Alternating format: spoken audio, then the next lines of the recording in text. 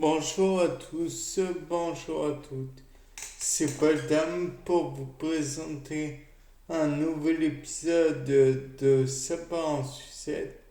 Et aujourd'hui, je voudrais revenir sur le point d'un épisode précédent, à savoir le fait que l'on ressente la satiété au bout d'un certain temps, quand on a mangé naturellement. Donc, je me suis dit tout d'abord que si on ressent le plaisir d'avoir suffisamment mangé, c'est qu'il y a de la dopamine dans l'histoire. Ça, je ne reviens pas dessus. Je suis d'accord avec ma propre idée. Néanmoins, pour qu'il y ait la comment dire la production de cette hormone, je pense qu'il y a d'abord l'hormone de la satiété. J'ai nommé la leptine. Donc la leptine, à mon avis, engendre, enfin, est produite en petite quantité à chaque fois que l'on mange un petit peu.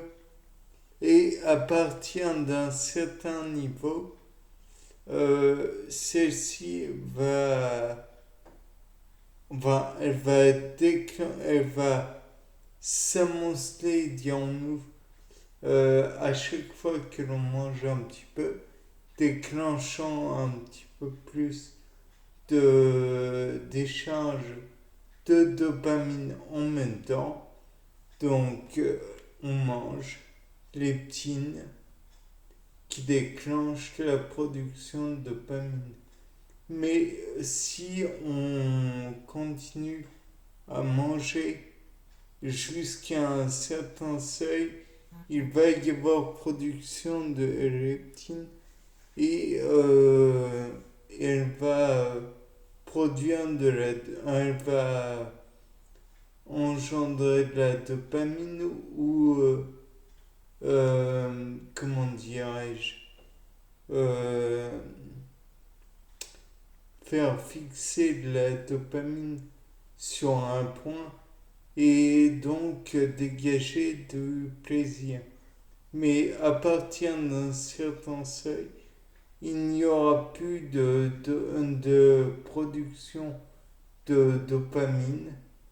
Tout aura été, tous les pores recevant la dopamine et donc relarguant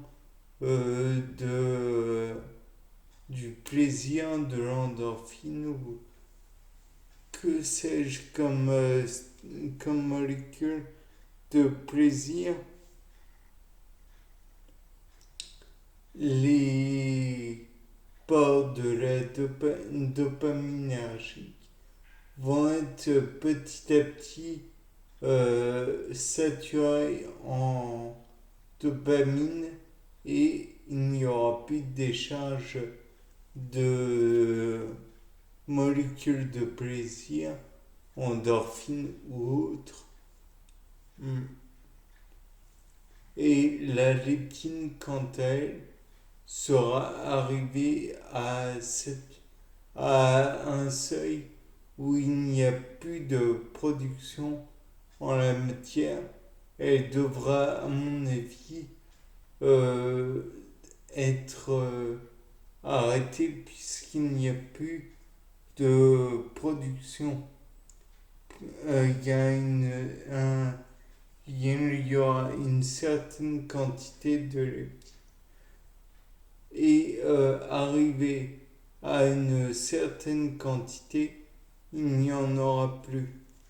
Donc, ça agira naturellement sur la dopamine, mais à mon avis, ça peut agir aussi sur d'autres hormones telles que des hormones digestives, ou alors, comment dire, engendrer l'ouverture du sphincter qu'il y a entre, ou plutôt euh, après coup, quand elle sera totalement débarrassée, quand elle ne sera plus présente, il y aura ouverture du sphincter entre l'estomac et le duodénum, vidant comment dire, le bol alimentaire directement dans l'intestin. Ou alors, il pourrait y avoir aussi le fait que cette leptine pourrait engendrer la contraction musculeuse de l'estomac. Ou alors, ou alors en fait, parce que toutes mes idées que je dis ne s'excluent pas les unes les autres.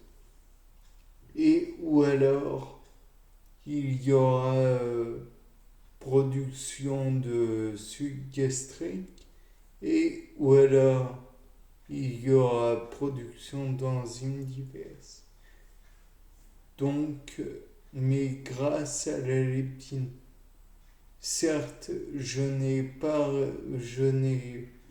prouvé les choses, et j'envisage la possibilité que d'autres le fassent. De plus, on remarquera que quand on prend des corticoïdes, la satiété est difficile à venir. J'envisage la possibilité que le cortisol augmente le seuil de leptine nécessaire pour une satiété totale. Et j'envisage aussi, mais ça va de pair, que finalement les apéritifs et tout ne font pas couvrir l'appétit, ils dénaturent la possibilité aux hormones de la satiété, donc aux leptines, d'être présents, ou alors ils prennent le port où la leptine va se fixer pour empêcher et jouer le rôle d'inhibiteur. Ou alors on peut envisager aussi qu'il va jouer le rôle d'inhibiteur là encore, mais en se fixant directement sur la leptine, ou alors en ajoutant une fonction à la leptine, la dénaturant irrémédiablement. Il faudra donc en reproduire pour arriver à la satiété normale de la leptine. Bien.